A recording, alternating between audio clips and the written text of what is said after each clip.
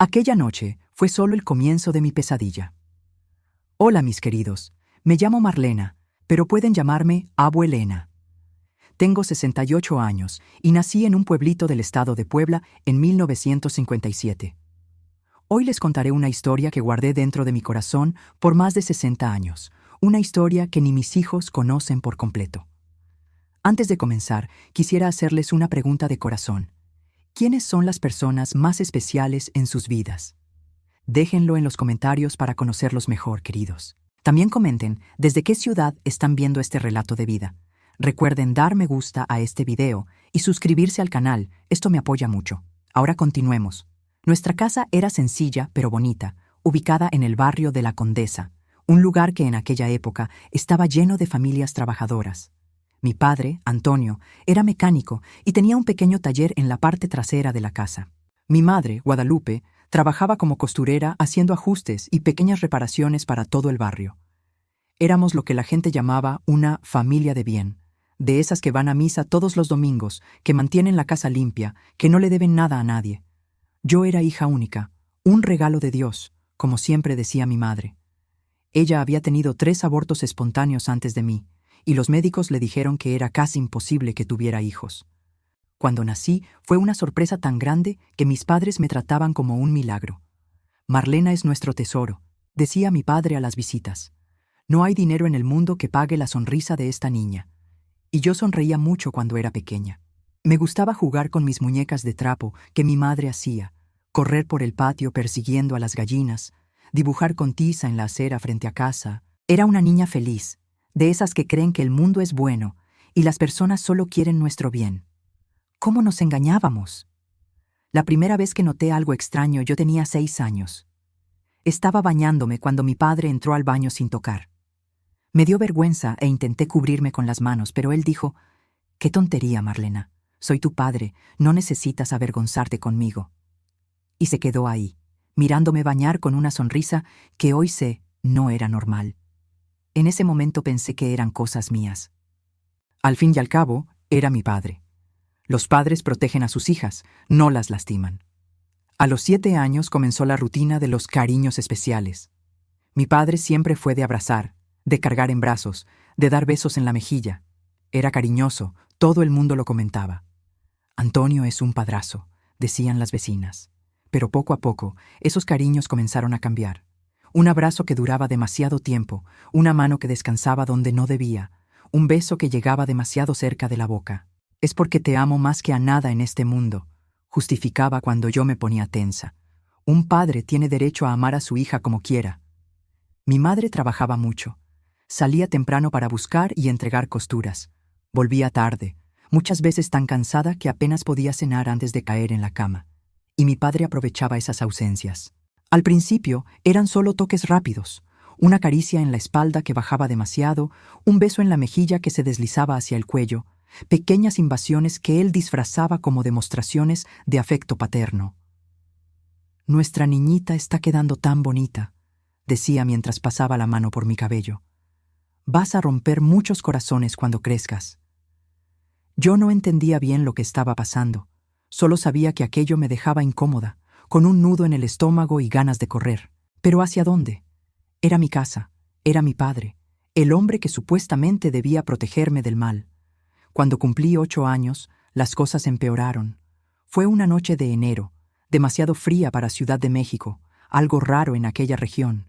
Mi madre se había ido a dormir más temprano quejándose de dolor de espalda después de un día entero inclinada sobre la máquina de coser. Yo estaba en la sala viendo televisión, envuelta en una cobija, cuando mi padre se sentó a mi lado en el sofá. «Ven aquí, princesita», dijo abriendo los brazos. «Ven a calentar a papá». Fui sin pensarlo 2 veces. Era mi padre, después de todo, el héroe de mi infancia, el hombre que arreglaba mis juguetes rotos, que me llevaba a comer helados los domingos después de misa, que me contaba cuentos antes de dormir. Me atrajo hacia su regazo, cubriéndome con la cobija. Al principio parecía normal, un padre abrazando a su hija en una noche fría, pero entonces sus manos comenzaron a moverse por debajo de la cobija, donde nadie podía ver, tocando lugares que nadie debería tocar en una niña. «Papá, esto es extraño», dije intentando alejarme. «No es extraño, princesita. susurró en mi oído. Así es como los padres muestran amor por sus hijas, pero es nuestro secretito, ¿sí? Tu madre no lo entendería, se pondría celosa. Nuestro secretito. ¿Cómo me atormentan esas palabras hasta hoy? Como si fuera un juego, una cosa especial que solo nosotros compartíamos. No lo era. Era el inicio del abuso que destruiría mi infancia. Aquella noche, después de que terminó lo que quería hacerme, me mandó a mi cuarto con una advertencia. Si le cuentas a alguien, te llevarán lejos, te pondrán en un orfanato donde maltratan a los niños. No quieres eso, ¿verdad? Yo tenía 8 años. Claro que lo creí. ¿Por qué me mentiría?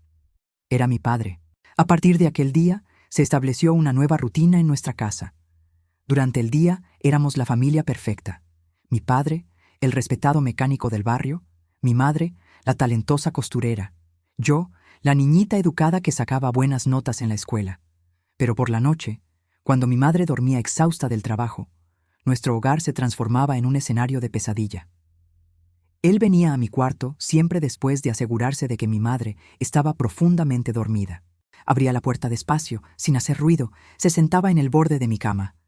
«Princesita», susurraba, «hora de nuestro secretito». Y yo fingía dormir, fingía estar en otro lugar, fingía ser otra persona. Creaba mundos enteros en mi cabeza mientras él hacía lo que quería con mi cuerpo. Imaginaba que estaba volando sobre las nubes, nadando en el fondo del mar, corriendo por campos de flores. Cualquier cosa para escapar de la realidad de aquel cuarto oscuro. En la escuela comencé a cambiar. La Marlena sonriente y habladora fue desapareciendo, dando lugar a una niña callada de mirada distante. Mis notas comenzaron a bajar. Ya no quería jugar con los otros niños. Prefería quedarme sola dibujando en los rincones, creando historias donde niñas como yo eran salvadas por ángeles de la guarda. «¿Qué está pasando contigo?», me preguntó un día mi maestra, doña Consuelo. «Pareces triste». Casi le conté, casi dejé escapar nuestro secretito, pero entonces recordé la amenaza, el orfanato, los maltratos, y además, ¿qué pasaría con mi madre? Ella amaba tanto a mi padre. ¿Cómo quedaría si supiera la verdad? «Nada, maestra», respondí. «Solo estoy cansada». Cansada. Qué palabra tan débil para describir lo que sentía. Estaba exhausta. Exhausta de fingir. Exhausta de sonreír cuando quería llorar. Exhausta de vivir 2 vidas. La niña normal durante el día. La víctima por la noche. Mi madre también comenzó a notar los cambios. «Marlena, estás adelgazando», decía mientras medía mi cintura para un vestido nuevo. «Esas ojeras, ¿no estás durmiendo bien?». Si ella supiera por qué, si imaginara lo que pasaba después de que cerraba los ojos, vencida por el cansancio del día. Pero, ¿cómo contarle? ¿Cómo destruir nuestra familia? ¿Cómo hacerle ver que el hombre con quien compartía la cama era un monstruo disfrazado de padre amoroso? Entonces mentía: «Estoy bien, mamá, solo ando estudiando mucho». Los años fueron pasando y el abuso continuó. De los 8 a los 12 años viví una vida doble. Para el mundo era la hija de don Antonio y doña Guadalupe, una niña educada que ayudaba a su madre con las costuras y que iba bien en la escuela a pesar de los altibajos. En casa, por la noche, era la víctima de un depredador que debería haber sido mi protector. Mis amigos, esta parte de la historia es muy difícil de contar. A veces siento que las palabras se quedan atascadas en la garganta, incluso después de tantas décadas. Pero siento que necesito compartirlo, porque sé que hay muchas Marlenas por ahí sufriendo en silencio, creyendo que están solas. No lo están. Entiendo ese dolor, pasé por él, y estoy aquí para decir que existe un camino de salida. Si estás viendo esto desde algún rincón de México, cuéntamelo en los comentarios. Eso me hace sentir menos sola en este viaje de compartir mi historia. Y no olvides dejar tu like, ¿vale? Ayuda mucho a esta abuelita a llegar a más personas con este mensaje. Cuando cumplí 12 años, algo cambió en la dinámica de nuestra casa. Mi madre comenzó a recibir más encargos de costura. Una tienda del centro de la ciudad había contratado sus servicios, lo que significaba más dinero, pero también más trabajo. Pasaba días enteros fuera de casa, entregando y recogiendo trabajos.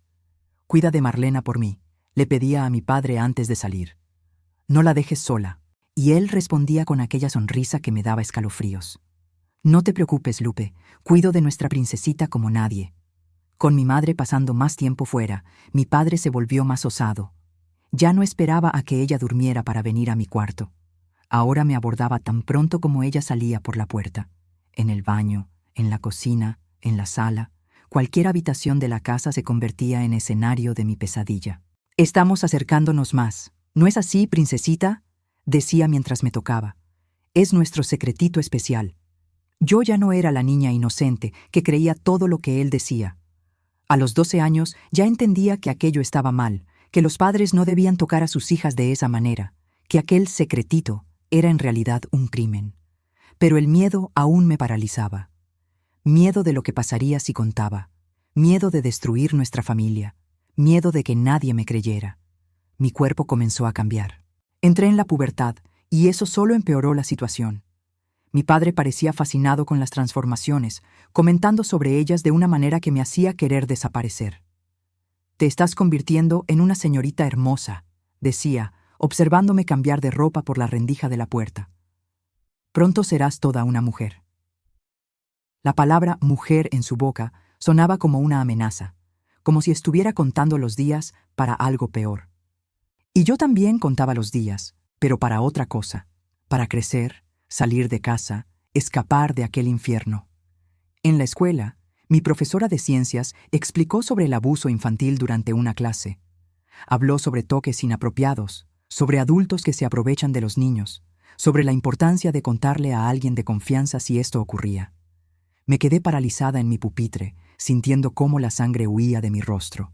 Era como si estuviera describiendo mi vida, como si supiera mi secreto. Después de la clase me llamó. «Marlena, ¿estás bien? Te pusiste muy pálida durante la explicación». Nuevamente casi conté. Las palabras estaban en la punta de la lengua. «Mi padre abusa de mí desde los 8 años. Por favor, ayúdeme». Pero entonces pensé en mi madre, en cuánto trabajaba para mantener nuestra casa, en cuánto amaba a mi padre a pesar de todo. «Estoy bien, maestra, solo un poco cansada». Cansada. Siempre la misma excusa, siempre la misma mentira. A los 13 años comencé a resistir. No físicamente, aún tenía demasiado miedo para eso, pero creando barreras. Cerraba con llave la puerta del baño cuando me duchaba, inventaba dolores de cabeza cuando él intentaba abrazarme, dormía con la luz encendida, sabiendo que él prefería la oscuridad para sus visitas nocturnas. «Estás diferente, princesita», comentó irritado después de que rechacé uno de sus abrazos especiales. «Te estás alejando de tu padre». «Estoy creciendo», respondí intentando sonar casual. «Ya no soy una niña». Aquello pareció irritarlo aún más. «No importa cuánto crezcas, siempre serás mi niñita». La forma en que dijo «mí» me dio escalofríos, como si fuera una propiedad, un objeto que él podía usar como quisiera. Fue en esa época que comencé a pensar en huir. Fantaseaba con tomar un autobús hacia Ciudad de México, conseguir un trabajo, comenzar una vida nueva lejos de aquella casa, de aquel hombre. Pero, ¿a dónde iría una niña de 13 años? ¿Quién le daría empleo, vivienda? ¿Acabaría en las calles, o peor? ¿Y mi madre? ¿Cómo quedaría sin mí? Entonces continué. Continué fingiendo, continué sobreviviendo, continué esperando un milagro que parecía nunca llegar. A los 14 años conocí a Lucía, una vecina nueva que se mudó a la casa de al lado. Tenía mi edad, pero parecía mayor, más lista, más vivida. Nos hicimos amigas rápidamente, y por primera vez en años sentí que tenía a alguien en quien podía confiar. Una tarde estábamos solas en su habitación, escuchando discos y hablando sobre chicos de la escuela, cuando me preguntó algo que lo cambió todo. «Marlena, ¿por qué siempre te pones tensa cuando tu padre se acerca?». La pregunta me pilló desprevenida. No sabía que era tan obvio. Pensé en negar, en inventar alguna excusa, pero estaba cansada, tan cansada de cargar aquel secreto sola. «Lucía, si te cuento algo, ¿prometes no decírselo a nadie?». «Claro, somos amigas». Y conté. Por primera vez dejé salir las palabras. Conté sobre los toques, las visitas nocturnas, el secretito. Conté cómo había comenzado cuando tenía 8 años y nunca había parado. Conté sobre el miedo, la vergüenza, la confusión. Lucía se puso pálida. Las lágrimas corrían por su rostro mientras yo hablaba. Cuando terminé, me abrazó con tanta fuerza que casi no pude respirar. «Marlena, eso es abuso», dijo con voz temblorosa. «Tu padre es un monstruo. Tienes que contárselo a tu madre. No puedo, respondí. Ella lo ama, destruiría nuestra familia. Él ya está destruyéndote a ti, argumentó Lucía. Y si no para, y si empeora. No pude dormir aquella noche. Las palabras de Lucía resonaban en mi cabeza.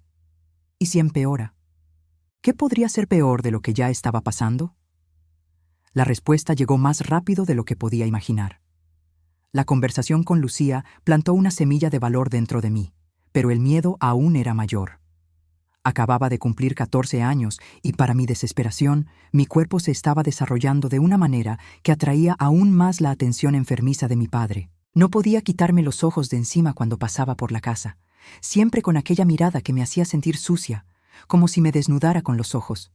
Marlena, ¿cómo te estás pareciendo a tu madre cuando era joven?, comentaba delante de las visitas, pasando el brazo por mis hombros de una manera que parecía inocente para quien veía desde fuera. Tan linda, pero mucho más bonita. Mi madre sonreía, creyendo que aquello era un cumplido. Poco sabía ella lo que aquellas palabras realmente significaban, lo que ocurría cuando no estaba mirando, cómo su mano apretaba mi hombro, bajaba por mi espalda cuando nadie estaba prestando atención. Los abusos se fueron haciendo más frecuentes y más intensos. Si antes esperaba a que mi madre durmiera, ahora aprovechaba cualquier momento en que nos quedábamos solos. Por la mañana antes de que ella despertara, durante el día cuando salía a entregar las costuras, por la noche fingiendo que iba a darme las buenas noches. «Princesita, estás cada día más linda», susurraba entrando en mi habitación por la noche. «Sabes lo especial que eres para papá, ¿verdad?». Yo cerraba los ojos e intentaba transportarme a otro lugar, como siempre hacía. Imaginaba campos verdes, playas desiertas, montañas cubiertas de nieve.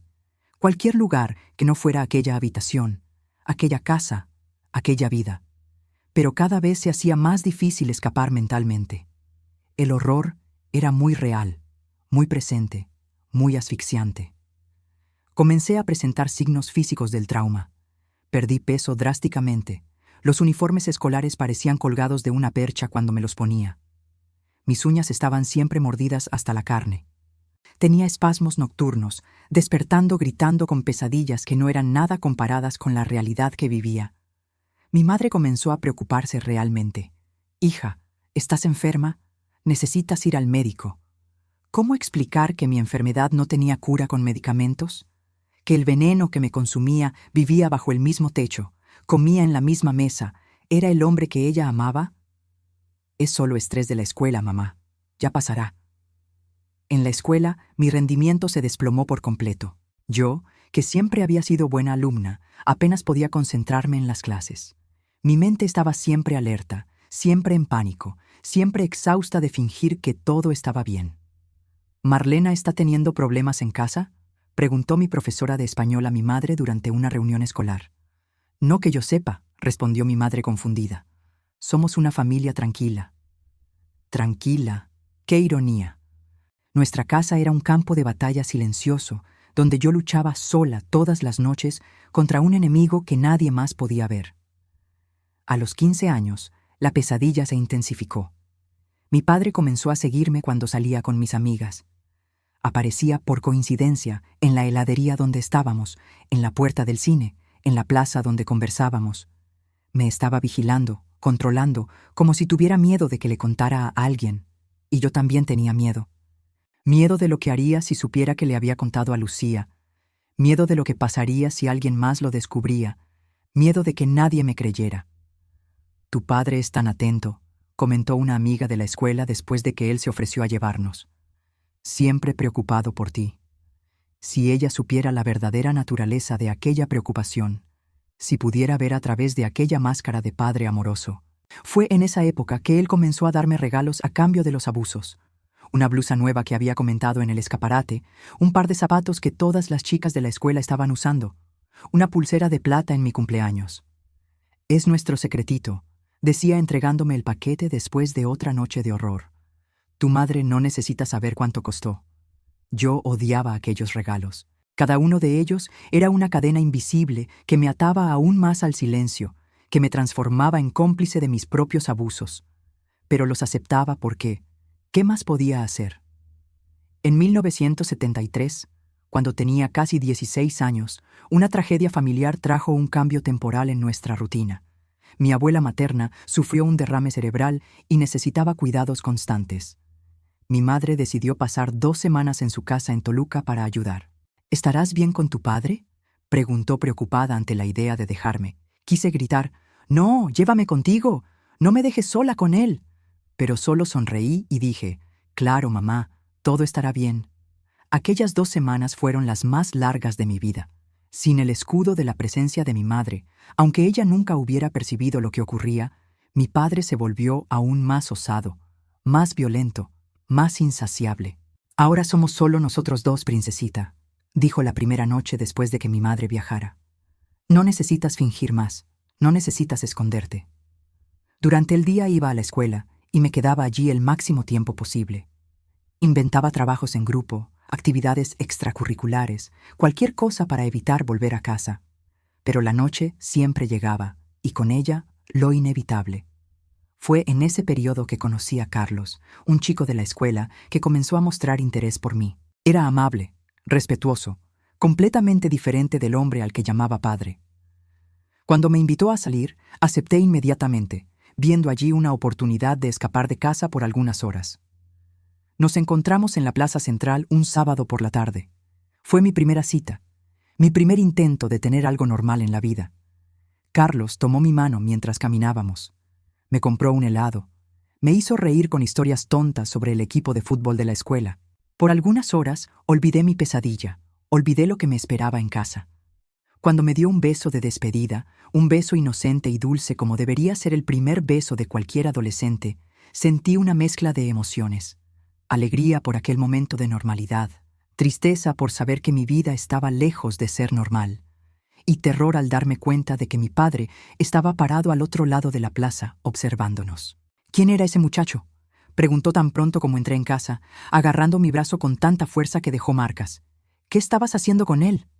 «Es solo un amigo de la escuela», respondí intentando soltarme. «No quiero que te encuentres con muchachos», gruñó, los ojos oscurecidos de rabia. «Eres mi hija, mía». Aquella palabra, mía, salió de su boca como una sentencia de prisión, como si yo fuera un objeto, una propiedad, algo que él poseía y no una persona con voluntades y deseos propios. «Papá, estoy creciendo», intenté argumentar, encontrando valor no sé dónde. «Es normal salir con amigos». «¿Normal?», se rió, una risa que heló mi sangre. «¿Tú crees que sabes lo que es normal? ¿Crees que entiendes el mundo allá afuera? Ese muchacho solo quiere una cosa de ti, y tú sabes lo que es». La ironía de aquellas palabras me golpeó como una bofetada. Él, que durante años tomaba de mí lo que ningún padre debería jamás querer de su propia hija, acusándome de impureza. Él, el depredador de mi infancia, fingiendo protegerme de peligros imaginarios.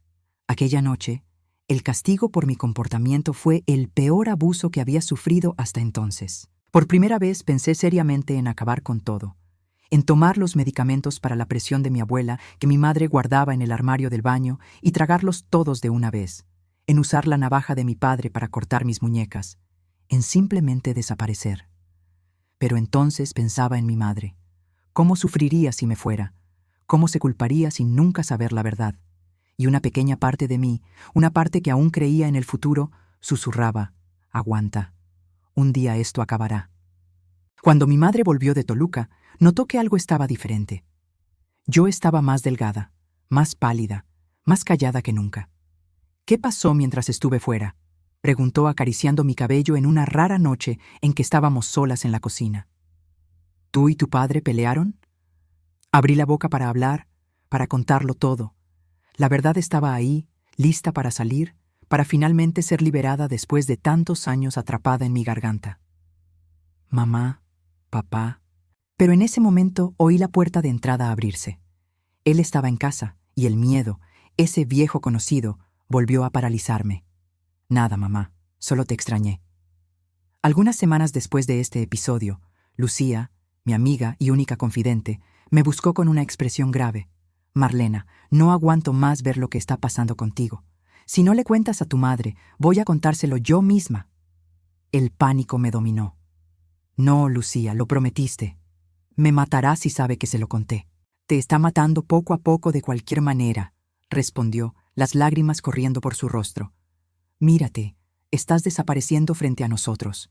Tenía razón. Cada abuso se llevaba un pedazo de mi alma, de mi voluntad de vivir. Me estaba transformando en un caparazón vacío, en un fantasma de la niña que alguna vez fui. Dame tiempo, supliqué. Encontraré una manera de contárselo a mi madre, pero tiene que ser a mi modo, a mi tiempo. Lucía aceptó a regañadientes, pero me dio un ultimátum. Hasta fin de mes. Si no le cuentas hasta entonces, lo haré yo. Aquel ultimátum encendió una mecha dentro de mí. Tenía que actuar, tenía que hacer algo. ¿Pero qué? ¿Cómo romper este ciclo de abuso que ya duraba casi la mitad de mi vida? Fue entonces cuando comencé a planear mi fuga. Junté el poco dinero que tenía guardado de regalos de cumpleaños y Navidad. Investigué autobuses hacia Guadalajara, donde vivía una prima lejana. Pensé en escribir una carta para mi madre explicándolo todo, dejando que ella la encontrara después de que yo ya estuviera lejos. Pero mientras elaboraba este plan, algo terrible se estaba preparando en las sombras, algo que cambiaría para siempre el curso de mi vida, de la vida de mi madre, de nuestra familia entera. Mi padre debe haber notado mi inquietud, mis susurros con Lucía, mis miradas distantes mientras planeaba la fuga. Tal vez notó el dinero que escondía bajo el colchón, o escuchó alguna conversación sobre Guadalajara. Lo que sé es que decidió que era hora de tomar medidas drásticas, de garantizar mi silencio de una vez por todas, de la manera más vil posible. Y así llegamos a aquella noche, la noche que dividió mi vida en antes y después, la noche que incluso después de más de 50 años todavía me hace despertar gritando en las madrugadas más oscuras. Era un viernes, 10 de agosto de 1973. Nunca olvidaré esa fecha. Está grabada en mi alma como una cicatriz que nunca desaparece completamente. Yo acababa de cumplir 16 años el mes anterior. El invierno estaba terminando en Ciudad de México. Esos días en que el calor ya comenzaba a dar señales durante el día, pero las noches aún guardaban un frescor que hacía dormir bien. Mi madre había ido a visitar a una clienta importante en la colonia Polanco, una señora rica que siempre pedía vestidos exclusivos. Era un trabajo que pagaba bien y mamá no podía rechazarlo. «Volveré antes de las 10», prometió antes de salir, besando mi frente como hacía desde que yo era pequeña. Me quedé en casa sola con él. Mi estómago ya se retorcía solo de pensar en lo que vendría. En los últimos días mi padre estaba diferente, más callado, más observador, como si estuviera planeando algo. Sus ojos me seguían por la casa de una manera que era diferente incluso de su comportamiento habitual. Decidí quedarme en mi cuarto, con la puerta cerrada, fingiendo estudiar para un examen. En realidad, estaba organizando mi plan de fuga. Había juntado casi 200 pesos, ahorros de años, monedas escondidas, algunos billetes que lograba guardar de sus regalos sin que lo notara. No era mucho, pero alcanzaría para el pasaje hasta Guadalajara y algunos días de comida hasta encontrar a mi prima. Alrededor de las 8 de la noche, él llamó a mi puerta. «Marlena, te hice un té. Abre la puerta». Me extrañó. Mi padre nunca hacía nada en la cocina. Ese era trabajo de mujeres, como siempre decía. «No quiero, papá. Estoy estudiando». «Vamos, princesita. Es té de manzanilla. Te ayudará a relajarte para el examen. Sé que andas nerviosa». Había algo en su voz, una falsa dulzura que me dio escalofríos. Pero sabía que si no abría, seguiría insistiendo y eventualmente perdería la paciencia. Era mejor tratar con él calmado que enfurecido. Abrí la puerta apenas lo suficiente para tomar la taza. «Gracias», murmuré, intentando cerrar nuevamente, pero él fue más rápido, poniendo el pie en la rendija. «¿No vas a tomarlo delante de mí? Lo hice especialmente para ti». Miré el líquido amarillento en la taza. Parecía normal, té de manzanilla común, pero algo dentro de mí gritaba en alerta. «Estoy ocupada, papá. Lo tomo después». «Tómalo ahora», insistió, y su tono cambió. Ya no era una petición, era una orden. «Quiero verte tomándolo». En ese momento, tuve la certeza de que había algo mal con el té. ¿Pero qué podía hacer? Si me negaba, podría forzarme. Si lo tiraba, lo vería. Estaba acorralada, como siempre había estado desde los 8 años. Entonces tuve una idea. Fingí llevar la taza a los labios, inclinándola despacio. «Está caliente», me quejé, ganando tiempo. «Sopla entonces», dijo impaciente. Hice 2 fingimientos más de sorber, acercando la taza a la boca sin realmente beber. Está bueno, papá. Gracias. Pero él no se movía. Se quedaba ahí, observando, esperando. Tómalo todo. Lo hice para que te relajes. Entendí que no tenía salida. Tomé un pequeño sorbo, esperando que cualquier cosa que hubiera, en pequeña cantidad, no me haría daño. El té tenía un sabor ligeramente amargo, diferente de la manzanilla normal. Recé para que fuera solo mi imaginación. ¿Ves? No fue tan difícil, sonrió finalmente, quitando el pie de la puerta. Tómate el resto y descansa un poco. Andas muy tensa. Cerré la puerta tan pronto como se alejó y corrí hacia la ventana. La abrí y tiré el resto del té en los arbustos del patio. Algo me decía que aquella bebida no era solo manzanilla, y mi instinto desarrollado por años de supervivencia raramente se equivocaba. Volví a mis libros, a mi plan de fuga, pero unos 20 minutos después comencé a sentir un entumecimiento extraño. Mi visión se volvió ligeramente borrosa, mis miembros pesados. Incluso lo poco que había bebido estaba haciendo efecto. Intenté luchar contra la sensación, levantándome, caminando por el cuarto, echándome agua en la cara. Fue cuando oí la puerta abrirse. No me había dado cuenta de que él tenía una llave de repuesto. Qué descuidada había sido. El té está haciendo efecto, princesita. Su voz parecía venir de lejos, aunque él estaba parado en la puerta de mi habitación. Intenté gritar, pero mi lengua parecía de algodón. Intenté correr, pero mis piernas no obedecían bien. ¿Qué pusiste en el té? Logré preguntar, las palabras saliendo arrastradas. Solo algo para que te relajes, para que disfrutes nuestro momento especial. Nuestro momento especial. Aquellas palabras me causaron un terror como nunca había sentido antes. Esto no era como las otras veces. Había algo diferente en sus ojos, algo calculado, premeditado. Intenté arrastrarme lejos mientras él se acercaba, pero mi cuerpo no respondía como debería. Era como estar atrapada dentro de mí misma, consciente de todo pero incapaz de reaccionar. Papá, no, por favor. Shh, princesita. Hoy será diferente, muy especial. Lo que ocurrió después es difícil de poner en palabras, incluso después de tantos años. La droga, que más tarde descubrí era un sedante fuerte mezclado con el té, no me hizo desmayar completamente. Quedé en un estado de semiconciencia, capaz de entender todo lo que estaba sucediendo, pero incapaz de reaccionar, de luchar, de huir.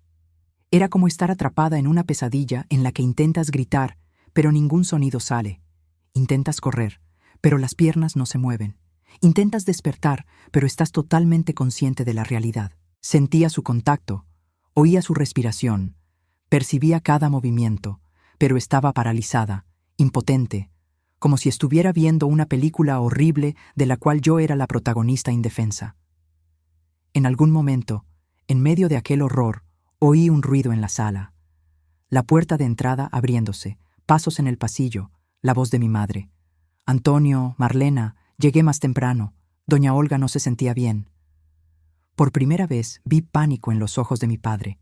No esperaba que ella volviera tan pronto. No había planeado esto. Antonio, ¿dónde estás? Los pasos se acercaban a la habitación.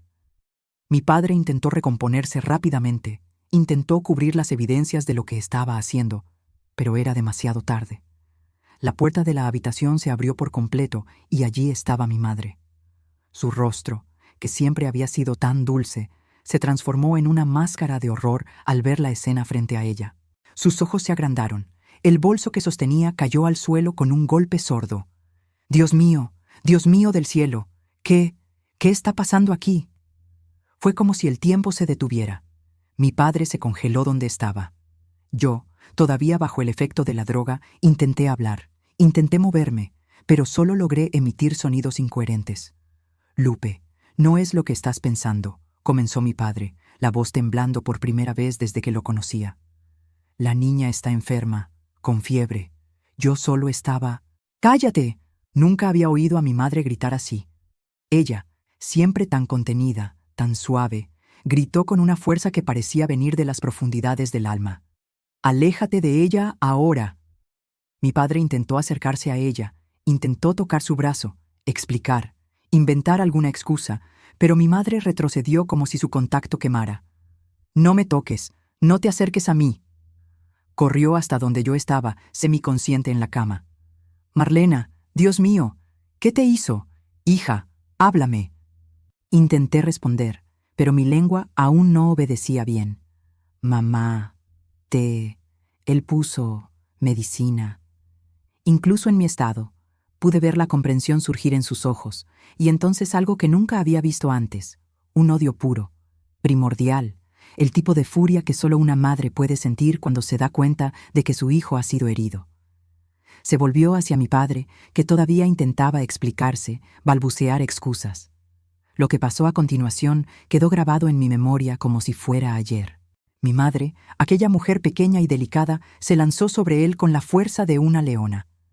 Golpeó su pecho con los puños, arañando, gritando palabras que nunca había oído salir de su boca. «¡Monstruo! ¡Demonio! ¿Cómo pudiste? Tu propia hija». Mi padre, tomado por sorpresa, retrocedió hasta chocar contra la pared. Nunca había visto miedo en sus ojos antes, pero en ese momento estaba aterrorizado. «Lupe, cálmate, no es lo que parece. Déjame explicar». «¿Explicar? ¿Explicar? Yo vi lo que estabas haciendo. ¡Yo vi!». Agarró la lámpara de la mesita de noche y se la arrojó con toda su fuerza. ¿Cuánto tiempo? ¿Cuánto tiempo ha estado pasando esto? El silencio de él fue la respuesta que ella temía. Mi madre me miró, luego volvió a mirarlo a él, y la comprensión del horror de años la golpeó como un rayo. ¿Desde cuándo, Antonio? ¿Desde cuándo abusas de nuestra hija? Él bajó los ojos, sin respuesta. Fue cuando mi madre perdió completamente el control. Agarró las tijeras que siempre llevaba en el bolsillo del delantal, herramienta de su oficio de costurera, y se abalanzó contra él. «Te voy a matar. Voy a acabar contigo». Las tijeras alcanzaron su brazo, haciendo un corte profundo que inmediatamente comenzó a sangrar. Mi padre gritó de dolor y sorpresa, retrocediendo hacia el pasillo. «¿Te volviste loca? ¿Vas a atacarme con unas tijeras?» «Loca estoy, pero lúcida por primera vez. ¡Sal de mi casa! ¡Sal ahora!». Él intentó acercarse de nuevo, intentó sujetar sus brazos, pero mi madre estaba poseída por una fuerza que no conocía límites. Continuó golpeando con las tijeras, la mayoría de los golpes acertando en el aire, pero algunos encontrando carne. «¡Para! ¡Me vas a matar!». Esa es la intención. Incluso en mi condición entendí lo que estaba pasando. Mi madre podría matar a mi padre en ese momento e iría a la cárcel por ello. Nuestra vida, ya destruida, sería completamente arruinada. Reuniendo toda la fuerza que pude encontrar, me arrastré hasta el borde de la cama y grité, la voz todavía arrastrada por la droga. «Mamá, para, no vale la pena». Algo en mi grito la hizo detenerse. Miró hacia mí, luego a las tijeras en su mano cubiertas con la sangre de él, y entonces a su propio delantal, también manchado de rojo. «¡Dios mío, qué estoy haciendo!». Aprovechando ese momento de duda, mi padre corrió hacia la puerta principal. Oí sus pasos apresurados, la puerta abriéndose y cerrándose con fuerza. Había huido. Mi madre soltó las tijeras y corrió hacia mí, abrazándome, llorando como nunca la había visto. «Hija, perdóname. Perdóname por no haberme dado cuenta. ¿Cómo fui tan ciega? ¿Cómo no vi lo que estaba pasando en mi propia casa?». Logré finalmente abrazarla, mis brazos recuperando un poco de movimiento. «No fue tu culpa, mamá». «Sí lo fue. Era mi obligación protegerte y fracasé. Fracasé terriblemente». Nos abrazamos y lloramos juntas, dos corazones rotos intentando consolarse mutuamente en medio de una pesadilla. Cuando finalmente me recuperé lo suficiente del efecto de la droga para hablar claramente, le conté todo, desde el primer contacto inapropiado cuando tenía 8 años hasta aquella noche. Cada abuso, cada amenaza, cada manipulación. Fue como liberar 8 años de veneno guardado, de secretos corrosivos. Mi madre escuchó todo en silencio, lágrimas corriendo por su rostro, asintiendo ocasionalmente, sosteniendo mis manos con fuerza. «¿Por qué no me lo contaste antes, hija?». Tenía miedo. Miedo de que no me creyeras. Miedo de destruir nuestra familia. «¿Qué familia?», preguntó con voz amarga. «Una familia construida sobre mentiras y dolor no es una familia, es una prisión». Esa misma noche llamó a la policía. Cuando los policías llegaron, les contó todo lo que había visto, todo lo que yo le había revelado. Tomaron nuestras declaraciones, mirando alrededor con expresiones graves. «Señora, usted atacó a su marido con un arma blanca», dijo uno de los policías. «Eso es intento de homicidio». «Fue legítima defensa», respondió mi madre sin dudar. «Él estaba drogando y abusando de mi hija. Lo haría de nuevo si fuera necesario». El otro policía, mayor y de semblante más amable, asintió. «Vamos a registrarlo como defensa de la menor en situación de flagrante delito, pero necesitamos llevar a la niña al hospital para exámenes». El hospital fue otra prueba. Exámenes invasivos, preguntas vergonzosas, miradas de lástima y de juicio. Pero lo importante es que comprobaron la presencia de sedantes en mi organismo y evidencias del abuso prolongado. Mi padre no volvió a casa aquella noche, ni la siguiente. De hecho, huyó de Ciudad de México, intentando escapar de la justicia y de la vergüenza. Pero no llegaría lejos. Aquella noche lo cambió todo. El secreto había sido expuesto, la máscara arrancada, el monstruo revelado. Y aunque el dolor era inmenso, aunque el camino por delante parecía aterrador e incierto, por primera vez en 8 años sentí que podía respirar. La pesadilla no había terminado. En realidad, en muchos aspectos apenas comenzaba. Pero ahora no estaba sola. Tenía a mi madre a mi lado, lista para luchar conmigo, para protegerme como siempre debería haber sido.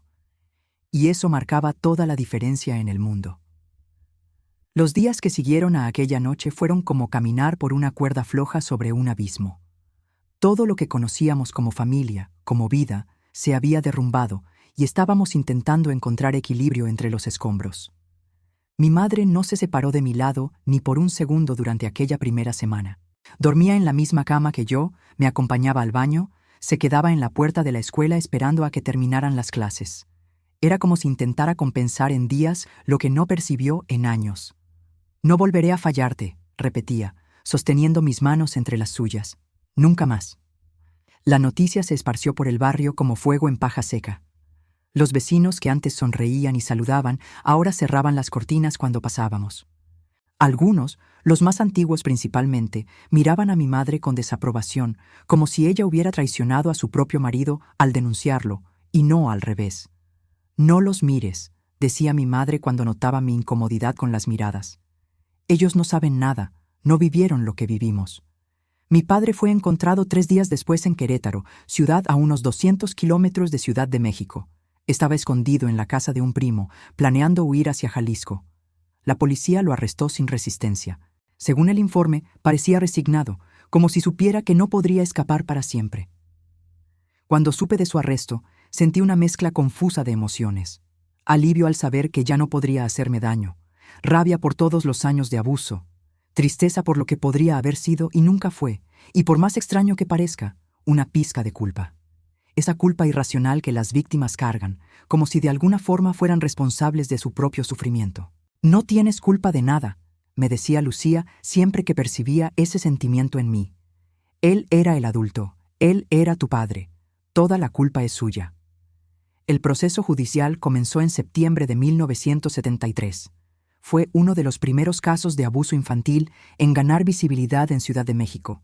Una ciudad donde cosas así normalmente se barrían bajo la alfombra, tratadas como problemas de familia que deberían quedar entre 4 paredes. El juez, don Emanuel, era un hombre serio de unos 50 años, con ojos que parecían ver a través de las personas. Cuando entré en la sala de audiencias por primera vez, temblorosa y asustada, me miró con una gentileza que no esperaba. «Sé que es difícil estar aquí», dijo con voz tranquila y pausada, «pero estás haciendo lo correcto. Estás protegiéndote no solo a ti misma, sino a otros niños que podrían ser víctimas en el futuro». Nunca había pensado en eso de esa manera, que mi dolor de alguna manera evitaría el dolor de otros, que mi voz, por tanto tiempo silenciada, ahora podría marcar la diferencia. Tuve que declarar varias veces durante el proceso, contar y recontar cada detalle de los abusos, desde los primeros toques inapropiados hasta aquella última noche. Era como revivir el trauma repetidamente, arrancando vendas de heridas que apenas habían comenzado a cicatrizar. El abogado de mi padre, el licenciado Méndez, era un hombre delgado con ojos pequeños y voraces. Su estrategia fue clara desde el principio: desacreditarme, insinuar que estaba inventando historias, sugerir que era una adolescente problemática queriendo llamar la atención. «La señorita, ¿no le parece extraño nunca haber contado a nadie en todos estos años?», preguntaba con voz cargada de incredulidad forzada. «¿Ni a su madre, ni a profesores, ni a médicos?». «Le conté a mi amiga Lucía», respondí con voz temblorosa pero decidida. «Y él me amenazaba, decía que nadie me creería, tal como nadie debería creerme ahora», insinuó, provocando protestas inmediatas del fiscal y una severa reprimenda del juez. Mi madre sufrió tanto como yo durante el juicio. Además de lidiar con la culpa aplastante de no haber percibido los abusos, tuvo que enfrentar las acusaciones de haber atacado a mi padre con unas tijeras. «¿La señora no cree que reaccionó de forma excesiva?», preguntó el abogado defensor.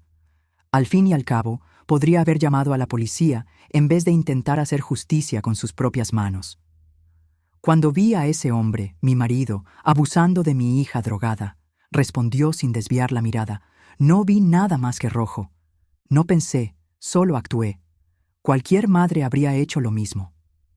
El proceso se arrastró durante casi 6 meses. 6 meses de idas y venidas al juzgado, de testimonios dolorosos, de preguntas invasivas, de miradas de lástima y juicio.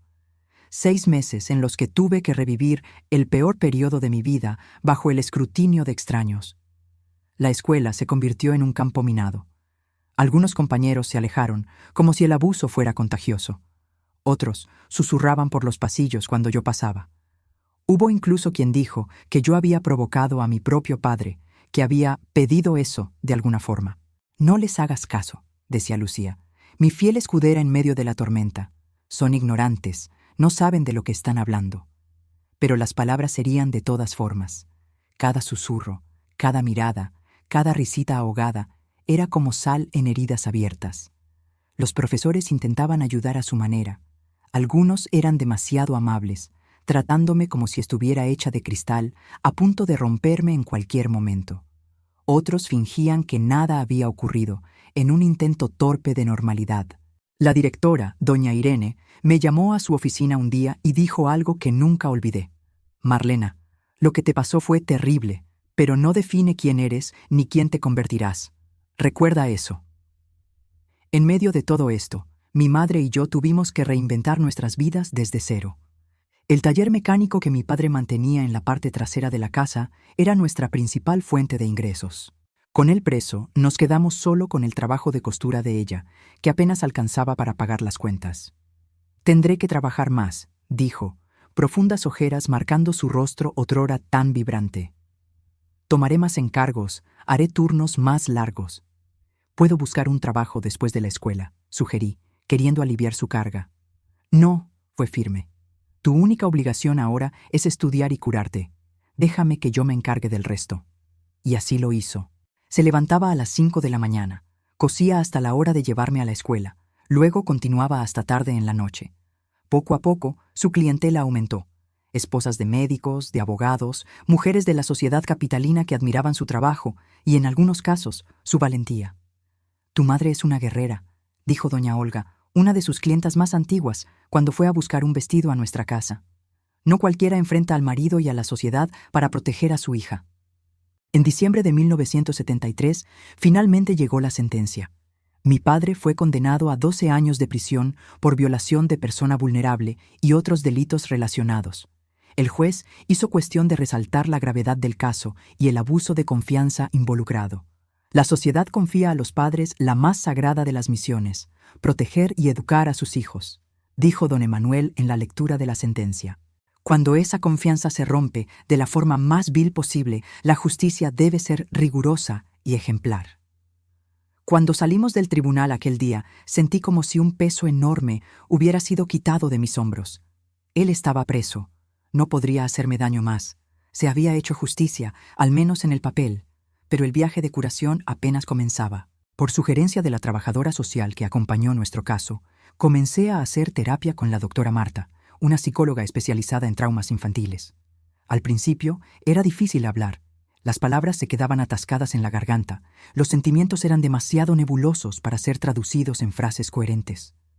«No necesitas tener prisa», me decía la doctora Marta con aquella voz tranquila que se convirtió en mi puerto seguro.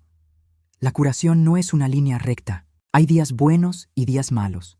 Lo importante es seguir adelante, un paso a la vez. Un paso a la vez. Ese se convirtió en mi mantra en los meses que siguieron. Cuando las pesadillas me despertaban en medio de la noche, sudando frío y gritando. Cuando los ataques de pánico me dejaban sin aire en medio de la clase. Cuando la simple visión de un hombre que se parecía a mi padre me hacía congelar de terror. Un paso a la vez. Mi madre también comenzó a hacer terapia. La culpa la estaba consumiendo, transformando sus cabellos negros en hebras grises casi de la noche a la mañana. Se culpaba por no haberse dado cuenta, por no haberme protegido, por haber traído a aquel hombre a nuestras vidas. La culpa nunca fue tuya, repetía, en una inversión de papeles en que la hija intentaba consolar a la madre. No lo sabías y cuando lo descubriste hiciste todo bien. En enero de 1974 tomamos una decisión difícil pero necesaria: vender nuestra casa. Aquellas paredes guardaban demasiados recuerdos, demasiados dolores. Cada habitación era un gatillo, cada rincón un recordatorio de lo que había ocurrido allí. Conseguimos un buen precio. Irónicamente, el escándalo había valorizado el inmueble a los ojos de compradores mórbidos. Con el dinero alquilamos un pequeño departamento al otro lado de la ciudad, cerca del centro, donde nadie nos conocía, donde podíamos recomenzar sin el peso de las miradas y los susurros. La mudanza fue como un ritual de purificación. Dejamos atrás muebles, objetos, todo lo que pudiera llevar la energía de aquella casa, de aquel hombre. Compramos cosas nuevas, sencillas pero nuestras, no contaminadas por el pasado. Mi madre transformó la sala del departamento en su taller de costura. Compró una máquina nueva, más moderna, y comenzó a aceptar encargos más complejos: vestidos de novia, trajes a medida, ropas que exigían técnica y paciencia. «Estoy pensando en hacer un curso de moda», me dijo una noche mientras cosía un bordado delicado. «¿Quién sabe? Tal vez abra mi propio taller un día, con mi nombre en la puerta». Era la primera vez en meses que la oía soñar con el futuro. Fue como ver una flor naciendo en medio del concreto, improbable pero hermosa en su resistencia. Yo también comencé a reconstruirme, pieza por pieza. Volví a dibujar, hobby que había abandonado en los años de abuso. Comencé a escribir en un diario, volcando en las páginas los sentimientos que aún no lograba verbalizar completamente.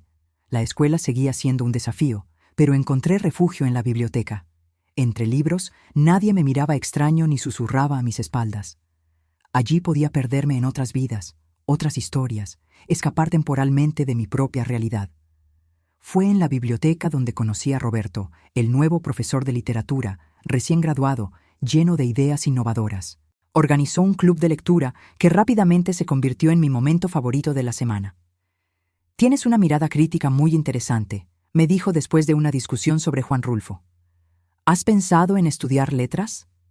Nunca había pensado mucho en el futuro.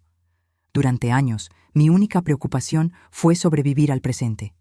Pero aquella pregunta abrió una puerta que no sabía que existía: un futuro, posibilidades, elecciones. «Tal vez», respondí, sintiendo una chispa de esperanza encenderse en algún lugar dentro de mí. A medida que 1974 avanzaba, nuestra nueva vida comenzaba a tomar forma. El departamento, antes extraño e impersonal, ahora tenía nuestro estilo. Plantas en las ventanas, cuadros en las paredes, el olor a comida casera impregnando las habitaciones. Un hogar, no solo un lugar para vivir. El taller de costura de mi madre prosperaba. Hacía ropa para las esposas de los hombres más importantes de la ciudad, creando una reputación de excelencia y discreción. Algunas de estas mujeres se volvieron más que clientas. Se convirtieron en amigas, confidentes, apoyo en los momentos difíciles. Yo había mejorado en la terapia. Aunque todavía tenía días malos, las pesadillas eran menos frecuentes, los ataques de pánico más controlables. Comencé a prepararme para el examen de admisión a la universidad, soñando con la facultad, con una carrera, con una vida que fuera verdaderamente mía. En agosto de 1974 recibimos una noticia que sacudió nuestra recién conquistada estabilidad. Mi padre había presentado una solicitud de revisión de la pena, alegando buena conducta y arrepentimiento. «No puede salir». Entré en pánico al saber la noticia. No después de apenas un año, no después de todo lo que hizo. «No saldrá», prometió mi madre con una determinación que no dejaba espacio para dudas. Contrataré al mejor abogado, iré a la prensa si es necesario, cumplirá cada día de esos 12 años. Y así lo hizo. Ahorró, trabajó horas extras, vendió joyas que aún guardaba de los tiempos de casada y contrató al licenciado Pablo, un reconocido abogado penalista. Juntos reunieron evidencias, testimonios, todo lo que pudiera garantizar que la solicitud fuera rechazada. En noviembre llegó la respuesta del juez: solicitud denegada. Mi padre continuaría en prisión cumpliendo su pena íntegramente. Fue otro momento de alivio, otra pequeña victoria en nuestro camino de reconstrucción. Pero el impacto psicológico de aquel susto fue grande. Me di cuenta de que, incluso preso, él todavía tenía poder sobre nosotras. Todavía podía generar miedo, ansiedad, desestabilizar la frágil paz que habíamos construido. No quiero vivir así, desahogué con la doctora Marta en una sesión. No quiero que cada noticia de él, cada movimiento legal, cada año que pasa, me haga revivir todo de nuevo. ¿Y cómo quieres vivir?, preguntó en aquel tono suave pero provocador que usaba cuando quería hacerme reflexionar más profundamente. La pregunta me tomó desprevenida. ¿Cómo quería vivir? Nunca había pensado realmente en eso. Había estado tan ocupada sobreviviendo que olvidé imaginar cómo sería realmente vivir. Quiero ser libre, respondí finalmente. Libre de él, libre del miedo, libre del pasado. ¿Y qué necesitas para conseguir esa libertad? La respuesta no vino inmediatamente. Pasé días pensando en eso, reflexionando sobre lo que realmente significaba ser libre, hasta que entendí: perdón, no perdón para él. Jamás podría perdonar lo que hizo, pero perdón para mí misma. Perdón por no haber contado antes, por haber aguantado en silencio, por todas las veces que me culpé por lo que no era mi culpa. Y perdón para mi madre también. Perdón genuino, no solo palabras vacías para hacerla sentirse mejor. Perdón por no haber visto, por no haberse dado cuenta, por haber traído a aquel hombre a nuestras vidas. Ese fue el paso más difícil de mi camino hacia la curación. Más difícil que los testimonios, que las noches de insomnio, que las miradas de lástima. Perdonar exigía una fuerza que no sabía si poseía, pero lo intenté. Día tras día lo intenté, y poco a poco sentí la carga haciéndose más ligera, las cadenas aflojándose, el aire entrando más fácilmente en los pulmones. En la Navidad de 1974, mi madre y yo celebramos juntas en nuestro pequeño departamento. Era nuestra primera fiesta realmente nuestra, sin sombras del pasado cerniéndose sobre nosotras. Preparamos una cena sencilla, pero hecha con amor. Decoramos un árbol pequeño con adornos artesanales. Intercambiamos regalos modestos, pero significativos. Por nuevos comienzos, brindó a medianoche, alzando una copa de sidra. Por nuevos comienzos, repetí, sintiendo por primera vez que esto era realmente posible. El año 1975 amaneció con una promesa de novedades. Yo cumpliría 18 años en julio. Terminaría la preparatoria en diciembre. Presentaría el examen de admisión para letras. Mi madre iniciaría su curso técnico de moda, ampliaría el taller, tal vez contrataría una asistente. Estábamos reconstruyendo nuestras vidas pedazo a pedazo, día tras día.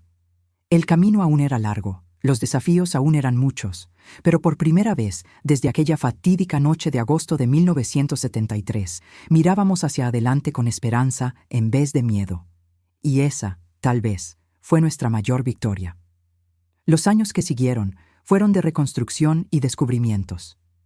En julio de 1975 cumplí 18 años, oficialmente adulta ante la ley, aunque ya me sentía envejecida por dentro desde hacía mucho tiempo.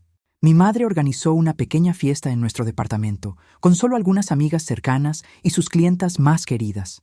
Un brindis por mi hija, dijo, alzando una copa de vino barato que en aquel momento parecía el más fino champán. La mujer más valiente que he conocido. Lloré al oír aquellas palabras. Nunca me había considerado valiente, solo una sobreviviente haciendo lo que necesitaba para seguir adelante. Pero aquella noche, rodeada por personas que me amaban de verdad, comencé a ver mi propia fortaleza. El examen de admisión llegó en diciembre, como estaba planeado. Estudié como nunca antes, transformando los libros en refugio, el conocimiento en escudo. En la mañana de la prueba, mi madre me abrazó en la puerta del campus. No importa el resultado, susurró en mi oído. Ya hemos vencido batallas mucho más difíciles que esta. Tenía razón, por supuesto. Después de todo lo que habíamos pasado, un examen era solo eso, un examen. Entré en aquella sala con la serenidad de quien ya ha enfrentado a sus peores demonios y ha sobrevivido para contarlo.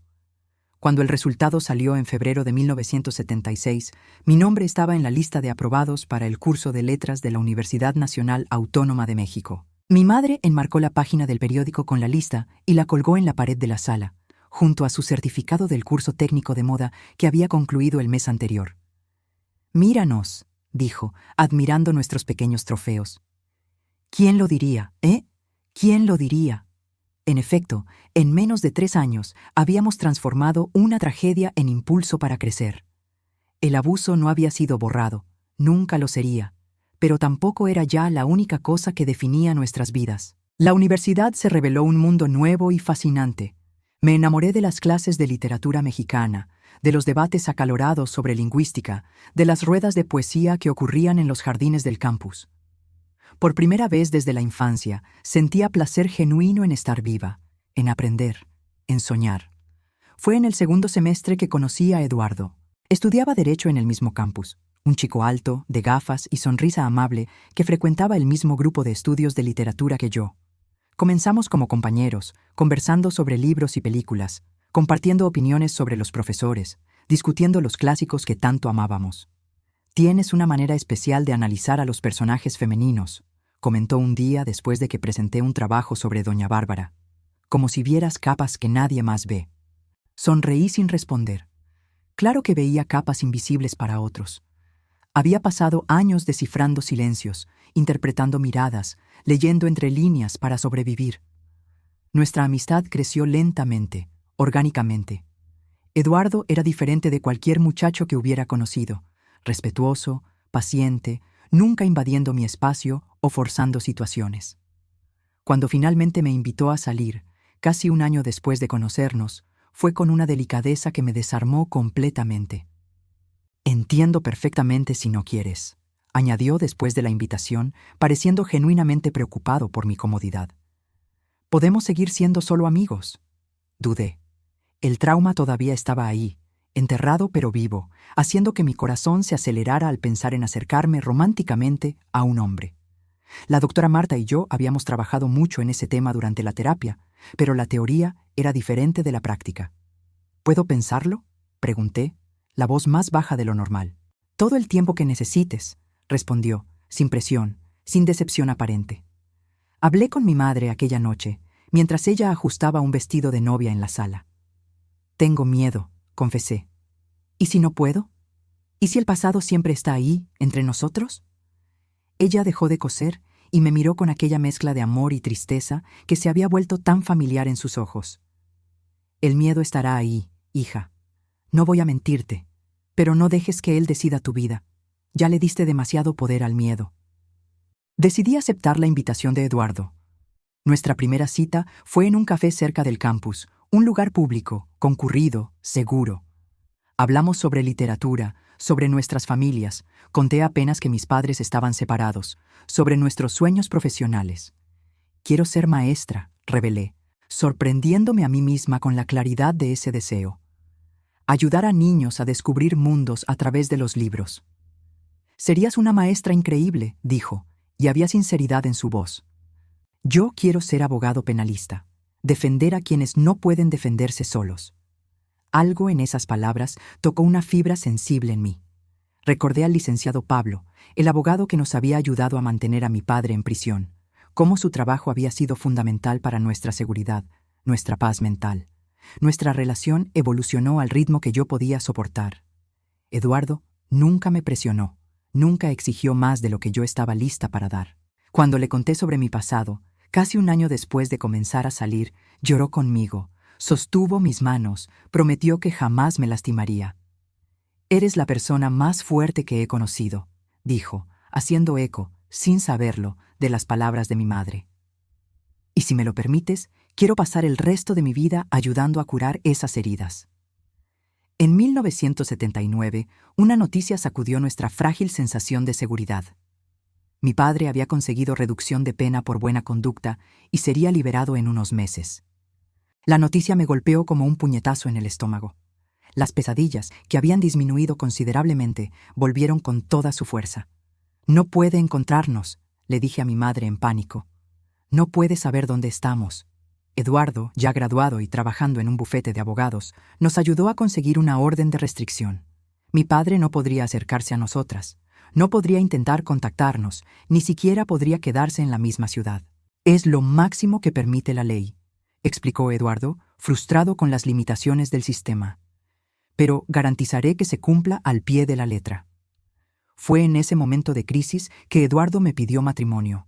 No de forma romántica tradicional, con cena a la luz de las velas y anillo en copa de champán. Fue una tarde común, mientras investigábamos juntos formas de protegernos legalmente. «Cásate conmigo», dijo simplemente. No por miedo, no por protección, sino porque quiero construir una vida contigo. Una vida donde el pasado no defina el futuro. Miré a aquel hombre que había entrado en mi vida de forma tan inesperada, que había sido paciente y respetuoso, que nunca me trató como víctima o como dañada, y por primera vez me permití imaginar un futuro verdaderamente feliz. «Sí», respondí, las lágrimas corriendo libremente. «Quiero construir ese futuro contigo». Nos casamos en una ceremonia sencilla en enero de 1980. Solo amigos cercanos, algunas colegas del taller de mi madre, profesores de la facultad que se habían convertido en mentores importantes. Usé un vestido hecho por mi madre, por supuesto, su regalo más preciado, en el que trabajó durante meses, cosiendo no solo tela, sino esperanzas y bendiciones en cada puntada. «Sé feliz, hija mía», dijo mientras ajustaba mi velo. «Sé tan feliz que el pasado parezca solo una pesadilla lejana». Nuestro departamento quedaba en Ciudad de México, donde Eduardo había conseguido un puesto en un gran bufete de abogados especializado en derechos humanos. Dejar nuestro hogar fue doloroso, significaba separarme de mi madre por primera vez, pero ella insistió en que era el mejor camino. «Te visitaré siempre», prometió, «y tú tendrás tu propia vida, tu propio espacio, así es como debe ser». Los primeros meses de matrimonio fueron un aprendizaje constante. Aprender a confiar, a bajar las defensas, a aceptar el amor sin miedo. Eduardo fue mi compañero en ese viaje, respetando mis límites, celebrando cada pequeña victoria sobre el trauma. Conseguí mi primer empleo como maestra en una escuela primaria de la periferia de Ciudad de México. Niños de familias humildes, muchos con historias de vida tan o más difíciles que la mía. Encontré propósito allí, usando mis propias cicatrices para reconocer dolores silenciados, para ofrecer el apoyo que yo misma había tardado tanto en encontrar. En 1982 descubrí que estaba embarazada. La noticia trajo una tormenta de emociones contradictorias: alegría, miedo, esperanza, terror. ¿Y si no sabía ser madre? ¿Y si mi pasado interfería en la forma en que criaría a mi hijo? «Serás una madre maravillosa, exactamente por causa de tu pasado, no a pesar de él», me aseguró Eduardo, sosteniendo mis manos temblorosas. «Sabes más que cualquier persona la importancia de proteger, de respetar, de amar incondicionalmente». Mi madre vino a vivir con nosotros en los últimos meses del embarazo. Su taller en Ciudad de México había prosperado al punto de poder dejarlo al cuidado de sus asistentes por algunos meses. Su presencia fue un bálsamo para mis inseguridades. «Tengo tanto miedo de fallar como madre», confesé una noche, acariciando mi enorme barriga. «¿Cómo tuviste el valor de tenerme, sabiendo lo aterrador que es el mundo?» «La maternidad es un acto de fe, hija», respondió, los ojos brillando con una sabiduría que solo los años pueden traer. «Fe en que a pesar de todo lo que puede salir mal, algo maravilloso va a surgir». Rafael nació en marzo de 1983, un niño sano, con los ojos de su padre, y según mi madre, mi misma nariz respingona. En el momento en que lo puse en mis brazos, algo se curó dentro de mí. No completamente. Algunas heridas son demasiado profundas para cerrarse totalmente, pero lo suficiente para sentir que un ciclo se había roto. «Te protegeré», susurré a aquel pequeño ser que dormía en mis brazos. «Te amaré como mereces ser amado. Te enseñaré a ser un hombre bueno, amable, respetuoso». Eduardo lloró a mi lado, tocando con reverencia la cabecita de su hijo. «Somos una familia ahora», dijo, «una familia construida sobre amor, no sobre miedo». 2 años después, en 1985, nuestra familia creció con la llegada de Julia, una niña con rizos oscuros y una sonrisa que iluminaba toda la habitación. Mi corazón, que ya se había expandido con el nacimiento de Rafael, parecía que no cabría más en mi pecho. Decidí entonces que mi mayor misión sería criar a mis hijos. Dejé el empleo en la escuela, optando por ser madre a tiempo completo. No fue una decisión fácil. Amaba enseñar, amaba hacer diferencia en la vida de aquellos niños, pero sentía que necesitaba estar presente en cada momento de la infancia de mis hijos, ofreciendo la seguridad y el amor que habían sido arrancados de mi propia infancia. ¿Estás segura?, preguntó Eduardo, preocupado de que pudiera arrepentirme. Podemos contratar una niñera, encontrar un término medio. Estoy segura, respondí con una convicción que no dejaba espacio para dudas. Quiero darles lo que no tuve, una infancia protegida, segura, llena de amor.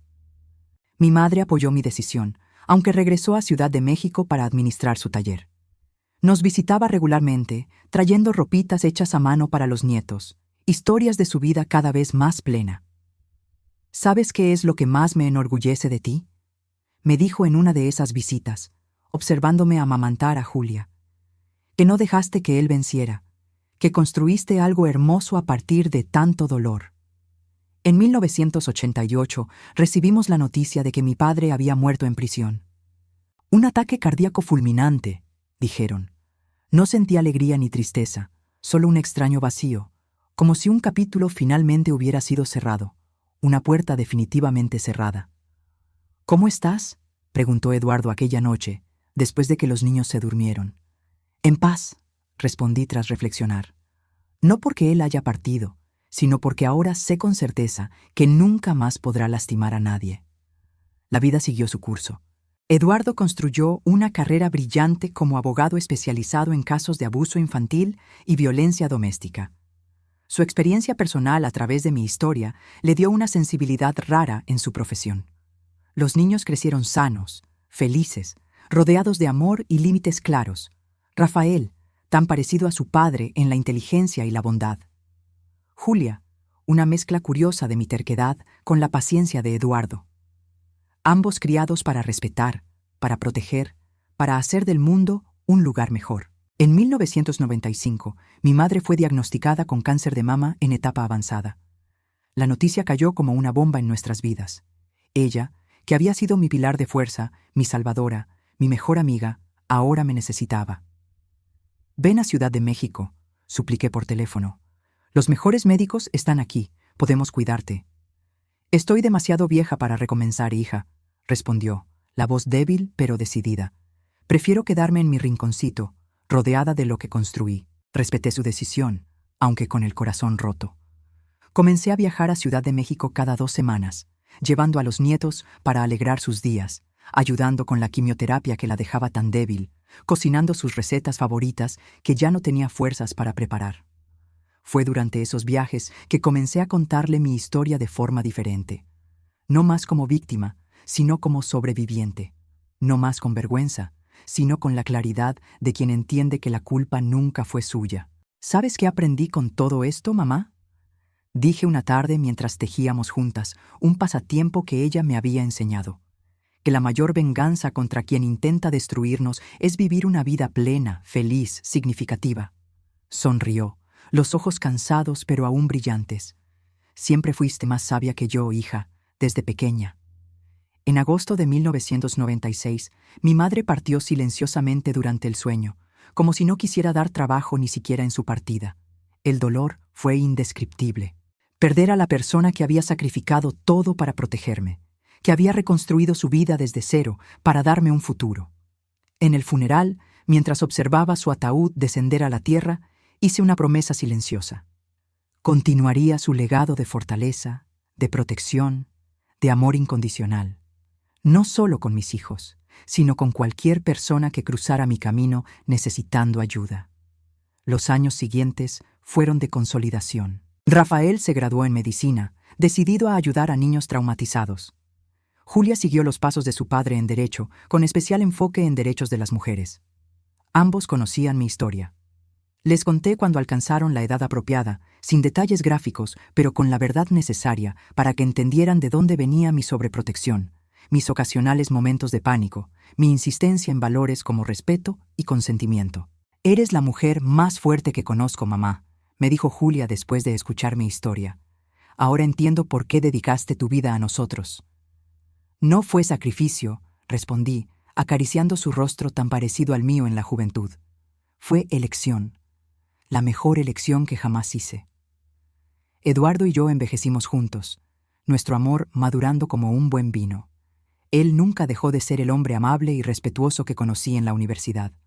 Nunca me hizo sentir menos por mis cicatrices, nunca me trató como frágil o rota. ¿Sabes qué es lo que más amo en ti?, me preguntó una noche, ya con el cabello canoso y arrugas alrededor de los ojos. Tu capacidad de transformar dolor en amor, de usar tus heridas para curar a otros. Y aquí estoy yo ahora, a los 68 años, abuelena para 5 nietos maravillosos, compartiendo mi historia por primera vez públicamente. No por sensacionalismo, no por lástima, sino con la esperanza de que pueda ayudar a otras Marlenas por ahí sufriendo en silencio, creyendo que están solas, que no hay salida. Hay salida, mis queridos. Hay curación, hay nuevo comienzo, hay vida plena, significativa, hermosa incluso después del peor de los traumas.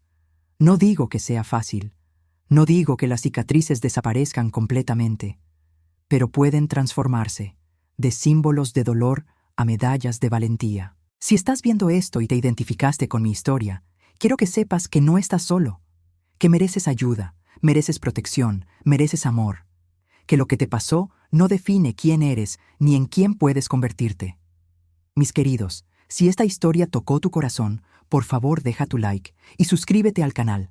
Cada suscripción, cada like ayuda a esta abuelita a llevar su mensaje a más personas que necesitan escuchar que hay esperanza, que hay curación, que hay nuevos comienzos. Un abrazo cariñoso de esta abuela que aprendió que nuestras cicatrices, cuando son aceptadas y comprendidas, no nos debilitan. Nos dan un tipo especial de fuerza que solo quien ha sobrevivido a lo peor puede entender. Si has visto hasta aquí, querida, comenta amén en los comentarios. Gracias, queridas.